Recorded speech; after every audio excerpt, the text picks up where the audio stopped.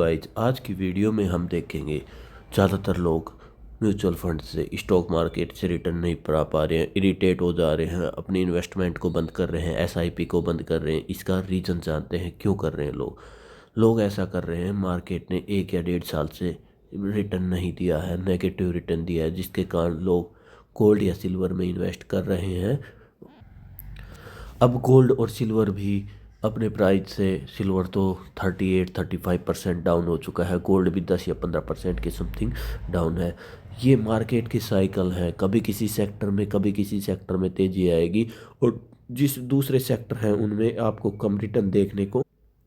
3 या 4 साल से पहले क्रिप्टो में बहुत अच्छे रिटर्न मिल रहे थे, लोगों ने क्रिप्टो में इन्वेस्ट किया, क्रिप्टो में रिटर्न नहीं मिले, फिर लोगों ने 2020 में म्यूचुअल फंड या स्टॉक मार्केट में बहुत ज़्यादा क्रैश आया कोविड के कारण। वहाँ से 21 और 22 में बहुत ज़्यादा तेज़ी आई। स्मॉल कैप फंड ने 50-50, 60-60%, 40-40% रिटर्न दिए। लोगों ने स्मॉल कैप फंड में इन्वेस्ट किए। 2022 में फिर 1 साल से 2023 तक मार्केट ने रिटर्न नहीं दिया, जिसके कारण लोगों ने फिर वहाँ से इन्वेस्ट करना बंद कर दिया।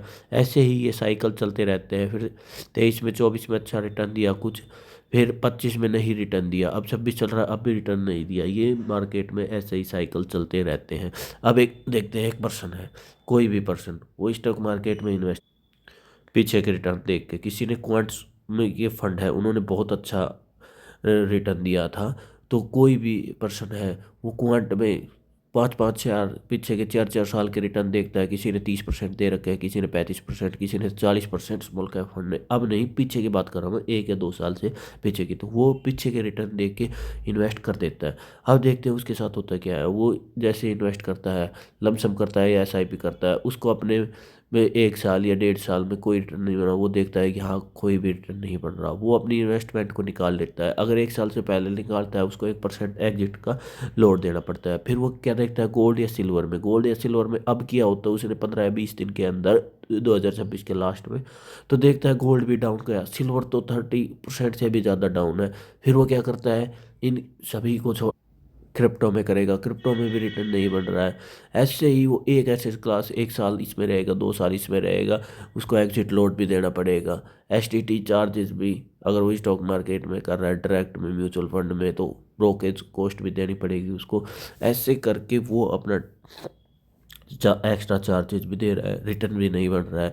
ऐसे वो 4-5 साल करता है, देखता है लास्ट में उसने तो बैंक एफडी को भी बीट नहीं किया है। फिर क्या करता है, बैंक एफडी को भी बीट नहीं किया, तो वो लास्ट में बैंक में एफडी कर देता है, जो 6% या 7% इंटरेस्ट रेट मिलते हैं। ये साइकिल चलता रहता है। फिर बुल मार्केट आता है, फिर ऐसा करता है। इस सभी से आपका पैसा नहीं बढ़ेगा। आपको एक देखना है किस सेक्टर में, एसेट क्लास में आपका पैसा बन सकता है। वो आपको अपनी रिसर्च, अपने रिस्क के अकॉर्डिंग उसमें इन्वेस्ट करना है, थोड़ा टाइम देना है। और 4 या 5, या अगर आप स्टॉक मार्केट में आ रहे हो तो 5 साल से कम के लिए तो इन्वेस्ट ही मत करो। इससे ज़्यादा अगर टाइम पीरियड है तो ही आप इन्वेस्ट करो।